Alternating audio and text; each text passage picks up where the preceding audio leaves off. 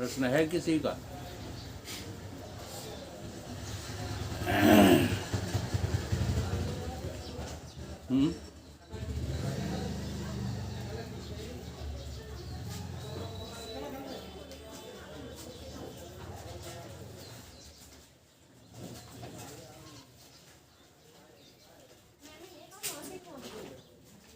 प्रत्येक मनुष्य के हृदय में बेचैनी रहती है, बेचैनी,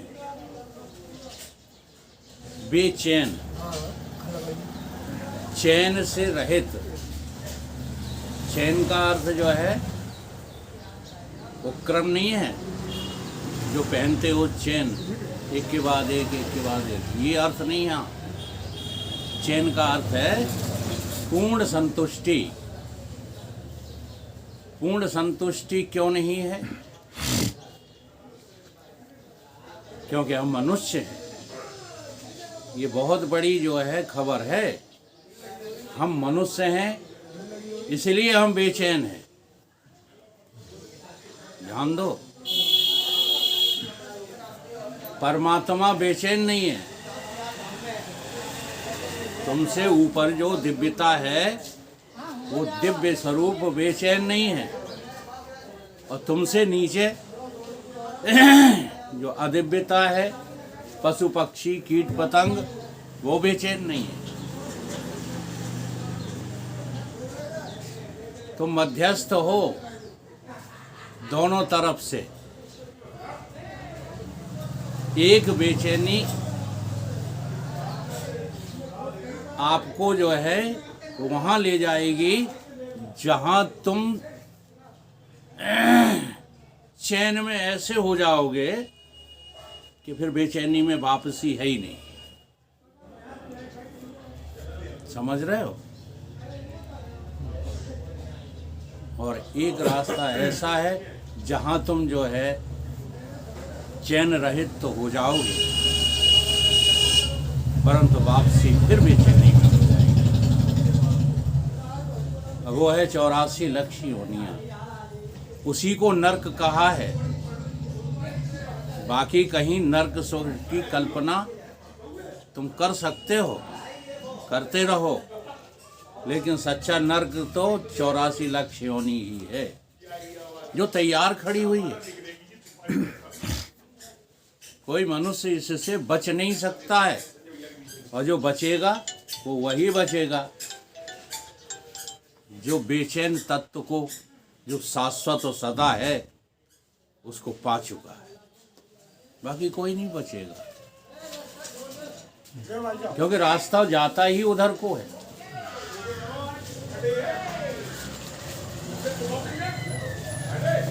एक रास्ता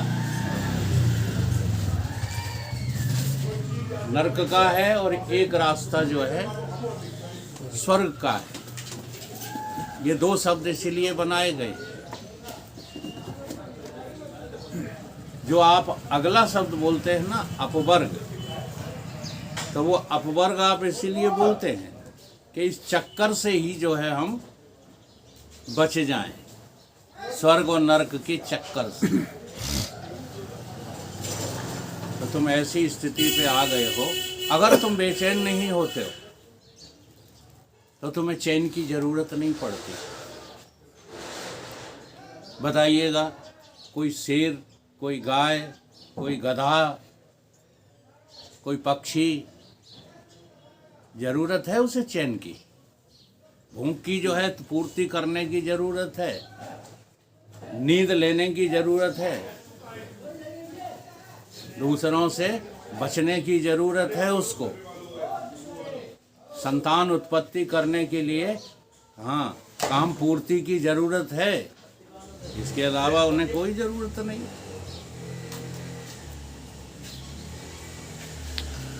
84 लक्ष्य योनियों में कोई इस बात पर सोचता होगा कि हम ऐसी जगह पर पहुंच जाएं जहां से फिर बेचैनी में ना आना पड़े?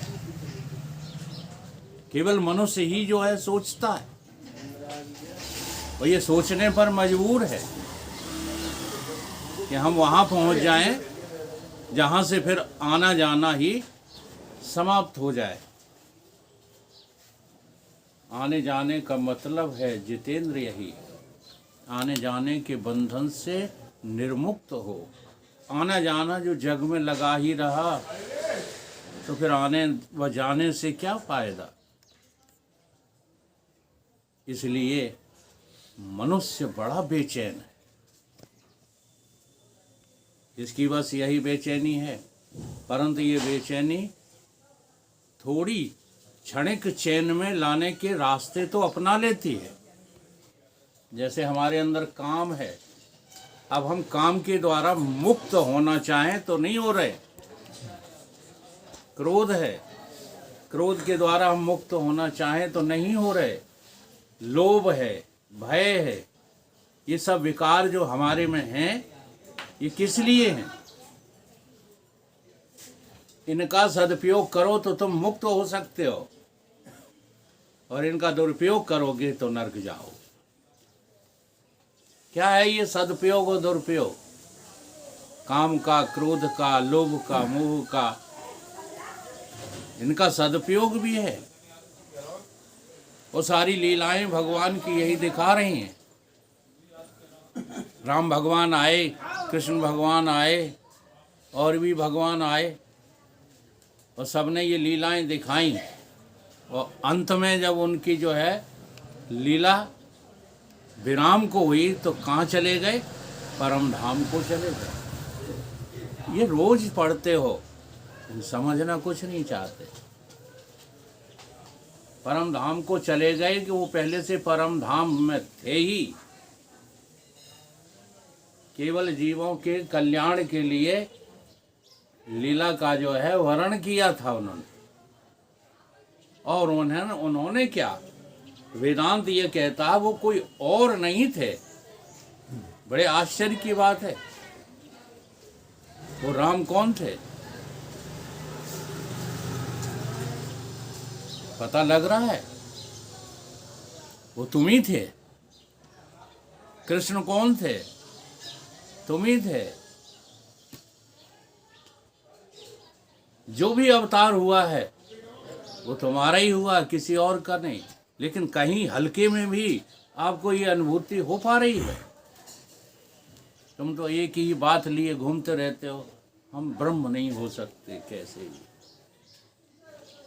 सारे वेदांत का वर्णन कर देंगे, वो अंत में कहेंगे हम ब्रह्म कैसे हो सकते हैं? हम तो जो है अनादि काल से जीव ही हैं और जीव ही रहेंगे। देखो शास्त्र जो कहते हैं वो तुम आधी बात पकड़ते हो। शास्त्र कहते हैं कि तुम अनादि काल से जीव हो, और इसको तुमने पकड़ लिया,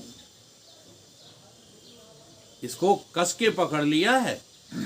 हाँ, किसी को कोई शंका नहीं है इस बात में कि हम अनादि काल से जीव ही हैं। परंतु इस जीवपने का अगर तुम निरीक्षण करो तो तुम ब्रह्म ही हो, तुम जीव कभी हुए नहीं। ये पता ही नहीं लग रहा। और ये पता लगाने में किसी को कोई दिलचस्पी भी नहीं है। जिसको जहाँ भी थोड़ा तुष्टि मिली, क्षणिक चैन मिला। देखो एक उदाहरण देते हैं, यहाँ कोई माताएं नहीं हैं तो हम खुल के भी इस बात पे जो है बोल सकते हैं। काम की तृप्ति सब चाहते हैं। मनुष्य भी चाहता है और 84 लाख योनि भी चाहते हैं। चाहते हैं कि नहीं? लेकिन कैसी चाहते हो? क्षणिक। जब काम सवार होता है तो उसकी पूर्ति करना चाहते हो। करना चाहते हो कि नहीं? हर एक विकार को यहीं घटाना। क्रोध की भी आप पूर्ति करना चाहते हैं। आपको क्रोध आ जाए, अब आपके पास जो है 84 लाख योनियों से हट कर के विवेक है, ये वही क्रोध सिद्ध कर रहा है। पशुओं को क्रोध आ जाए तो सामने वो नहीं देखते कि मैं मरूंगा या वो मरेगा, देखते हैं।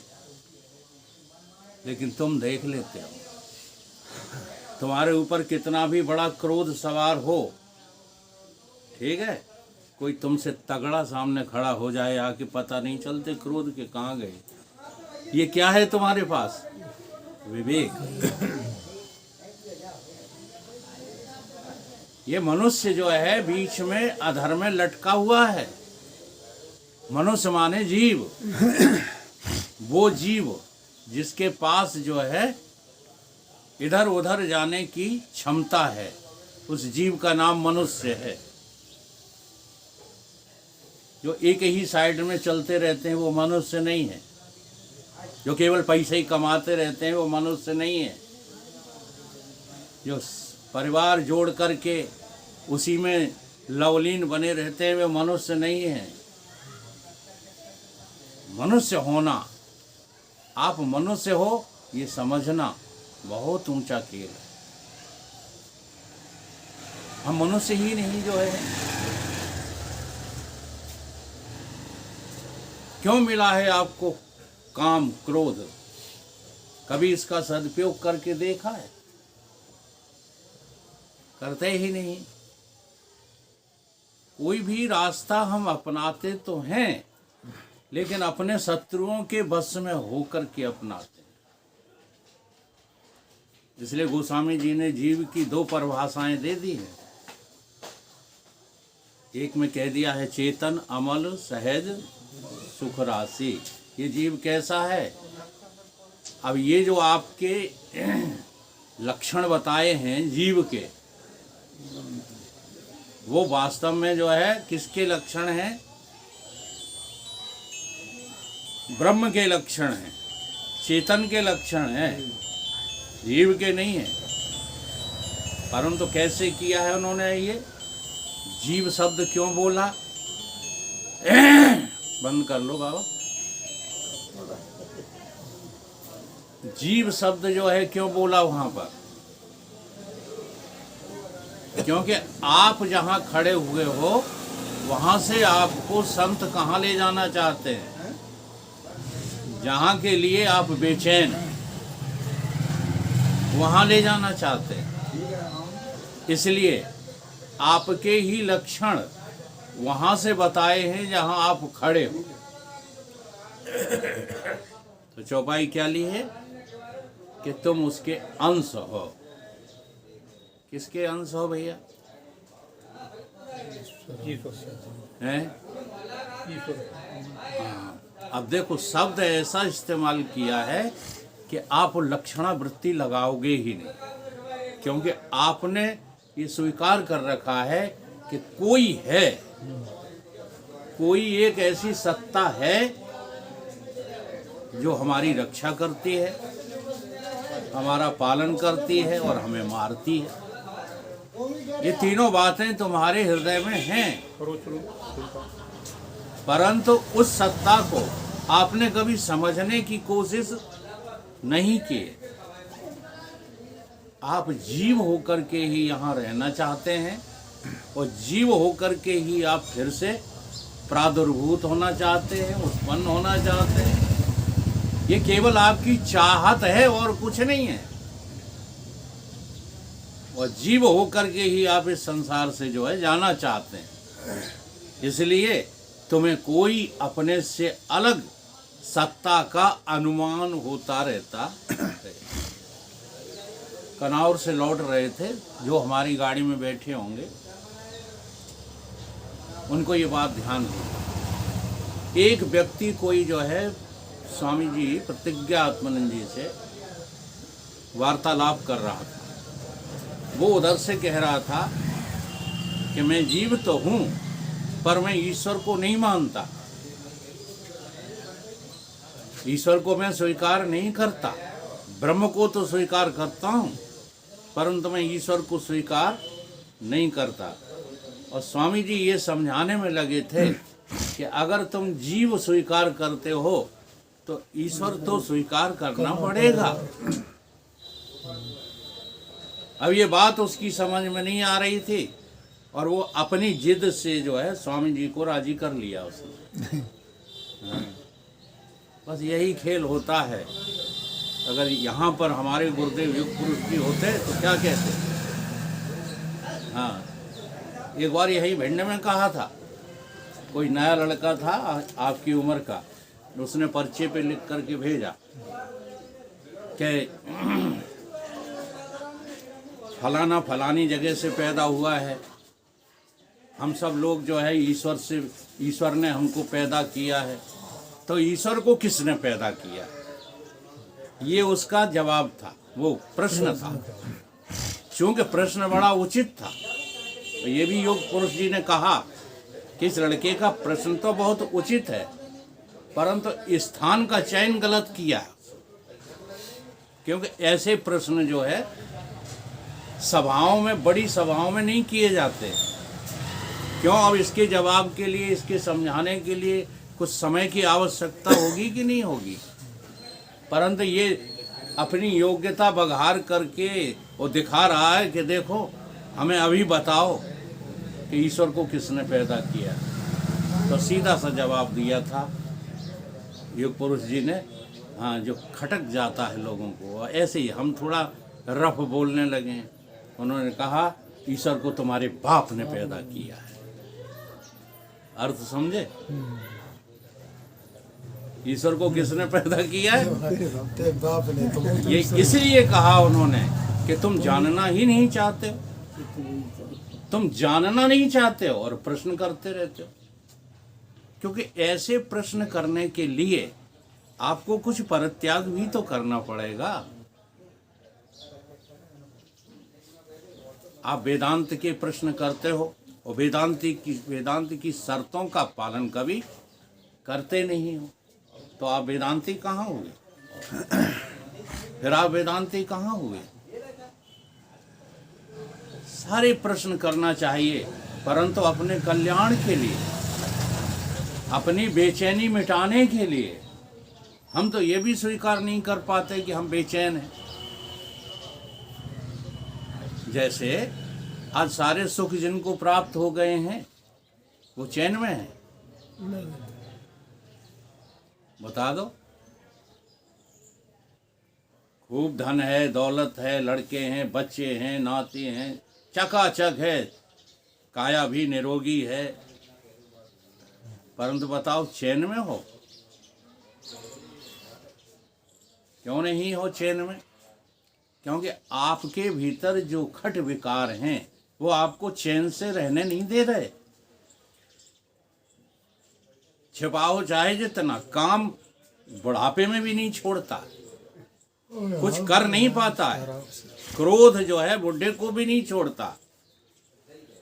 काम, क्रोध, लोभ, मोह, मद, ये जो खट विकार हैं, अच्छा बूढ़े आदमी को नहीं है ये?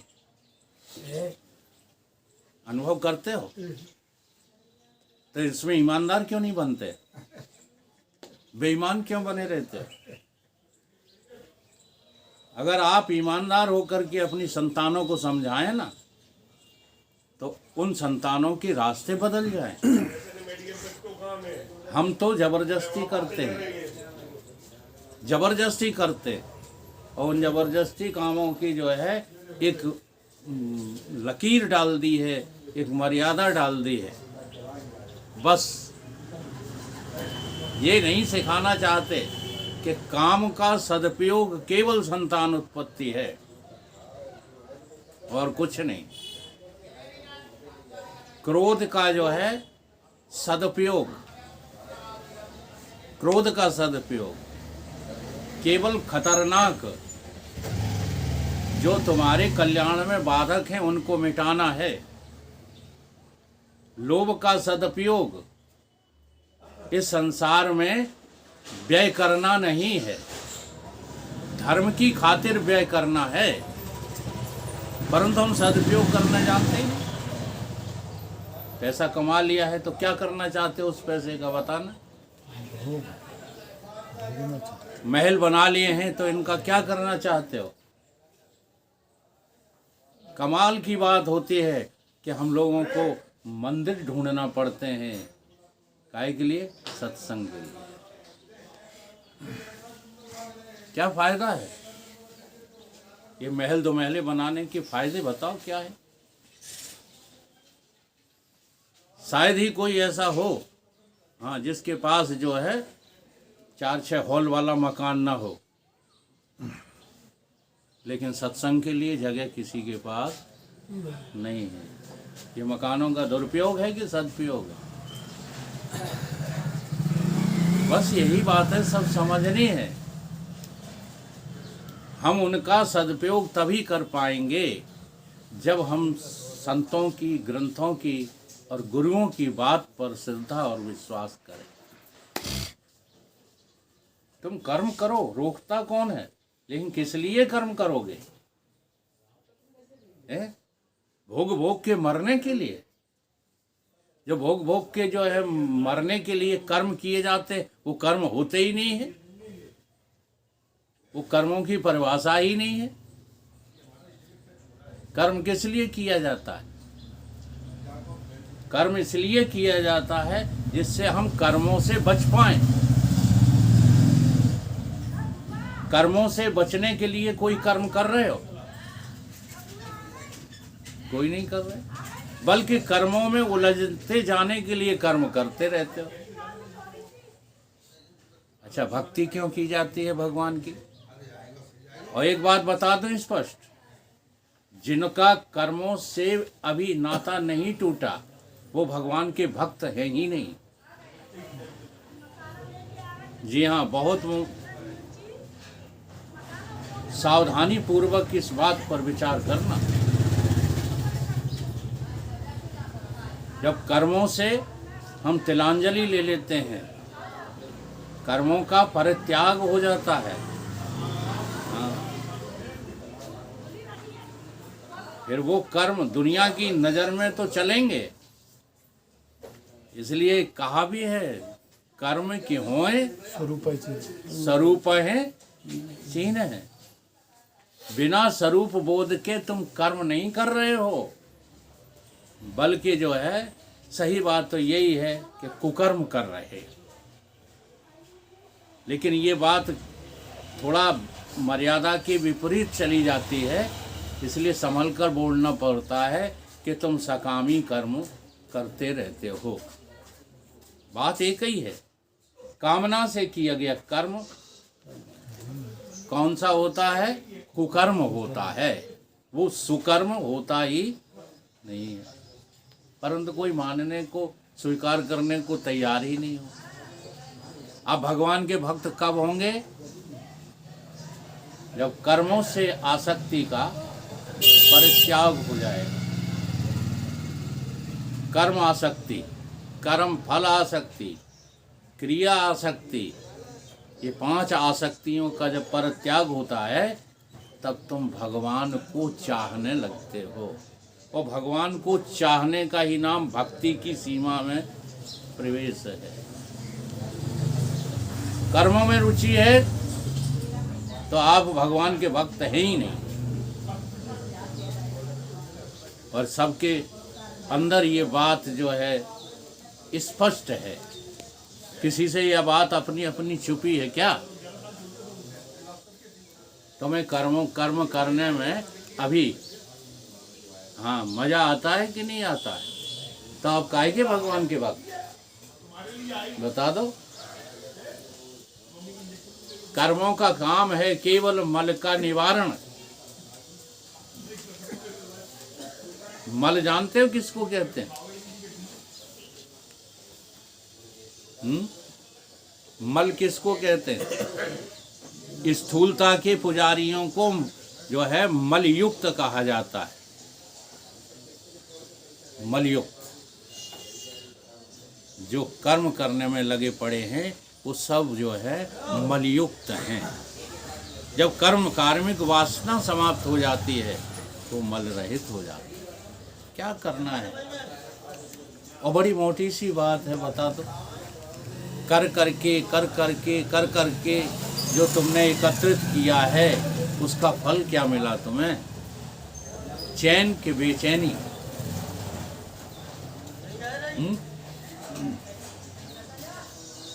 करने से। और ये एक श्लोक तो बहुत प्रसिद्ध है श्रुति का, तो हमारे शायद प्रत्येक वेदांती को याद भी है। परीक्ष लोकान कर्मचितान ब्राह्मणो निर्वेद माया न अस्ति अकृतः कृतेन। अकृतः कृतेन क्या कहा जा रहा है? जो अकृत है, अकृत का मतलब जिसमें कोई क्रिया नहीं है, जिसमें कोई कर्म नहीं है, जिसमें कोई कर्म फल नहीं है, अकृत। उस अकृत को कृत से कैसे प्राप्त करोगे? अकृतः कृतेन, कर करके कैसे प्राप्त करोगे? कभी परमात्मा जो है करने से प्राप्त नहीं होता। परमात्मा की प्राप्ति कर्म से नहीं है। अब दूसरी जगह ये भी लिखा है कि कर्म से आप जो है परमात्मा को प्राप्त कर सकते हैं। इसलिए तो हमारी बुद्धि काम नहीं करती।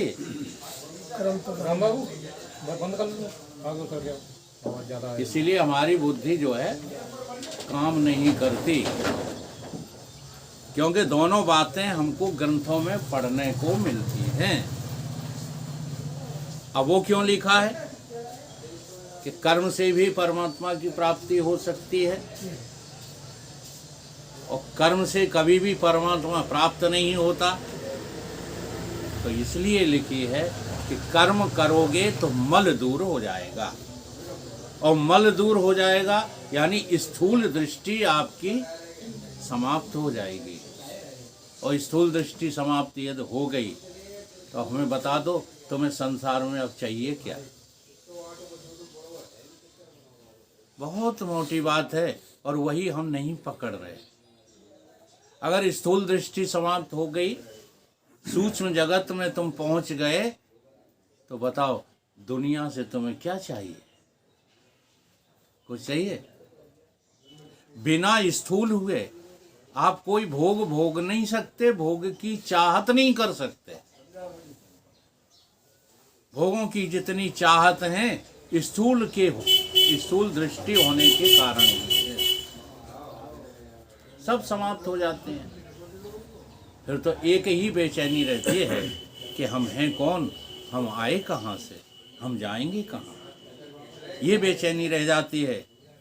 अभी बहुत सारी बेचैनियां हैं। जब तक स्थूल दृष्टि बनाए रखते हो तब तक तो नौकरी लग जाए, पढ़ लिख जाएं, हमारा वैभव हो जाए, हमको लोग पूछने लगें, हमारी शादी हो जाए, हमारे अच्छे बच्चे पैदा हों। जाने कितनी चाहतों का डिपो तुम्हारे भीतर तैयार रखा रहता है। कौन सी दृष्टि से? स्थूल दृष्टि से।